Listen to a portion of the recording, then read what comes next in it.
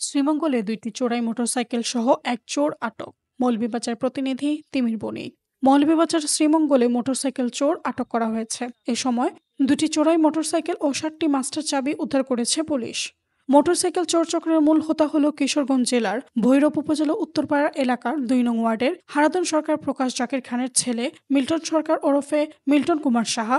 প্রকাশ সোহেলকে গত শনিবার রাতে পুলিশ শহরের হোটেল এসাকি এমোস থেকে ২টি মোটরসাইকেল সহ আটক করতে সক্ষম হয়। এ চোর কখনো মুসলিম কখনো বা হিন্দু পরিচয় ধারণ করে। পুলিশ সূত্রে জানা যায়, শনিবার রাতে শহরের হোটেল এসাকি এমোসের আন্ডারগ্রাউন্ডের পার্কিংয়ে একটি অ্যাপাচি ১৬০ সিসি মোটরসাইকেল চালিয়ে আসে এই চোর। এ সময় ওই পার্কিংয়ে রক্ষিত আরেকটি hero Honda ১১০ CC Livo motorcycle চুরি করে নিয়ে যাওয়ার সময় পুলিশের হাতে আটক হয় ওই চোর। এ ঘটনায় হিরো হোন্ডা মোটরসাইকেলের মালিক উপজেলার সোনাছড়া চা বাগানের মৃত আব্দুর রহমানের ছেলে সেলিম আলী। তার মোটরসাইকেল চুরির অপরাধে ওই চোরের বিরুদ্ধে থানায় একটি চুরির মামলা দায়ের করেন।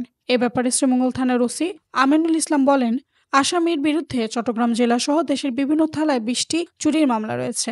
তার এনআইডিতে নারায়ণগঞ্জ জেলার ঠিকানা রয়েছে। তদন্ত করে তার প্রকৃত নাম ও ঠিকানা বের করা হবে বলে তিনি জানান।